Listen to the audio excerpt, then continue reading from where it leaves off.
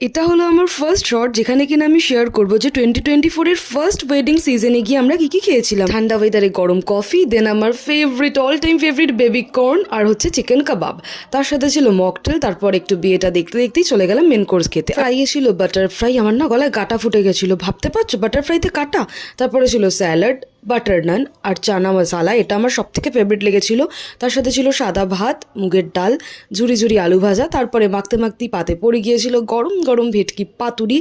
ওফ, দেখো ফিলেটা দেখে এখনই খেতে ইচ্ছে করছে। যাই হোক, তারপরে রগ রগে গরম খাসির মাংস, যদিও এক পিস খেয়েছিলাম, শেষ পাতে চলে এসেছিলো চাটনি পাঁপড়। এরমভাবে কিন্তু পাঁপড়ের সাথে চাটনি মুড়ি খেতে দারুণ লাগে। রস চিপে খেয়ে নিলাম রসগোল্লা, আর লাস্টে ছিল সন্দেশ। তারপরে ভালো করে গরম গরম জলের মধ্যে হাতটা চুবিয়ে ধুয়ে নিলাম, কারণ এরপরে খেতে হবে আইসক্রিম। তারপরে মুখশুদ্ধির জন্য এসে গিয়েছিল পান। আমার না পান তো প্রিয় না, না খেলেও চলে, কিন্তু আমার নিতে হয় কারণ হাজব্যান্ডের পছন্দ। তারপরে শীতের রাতে আমাদের দুজনকে হেঁটেই বাড়ি যেতে হয়, কারণ আমরা অটো পাইনি। টাটা।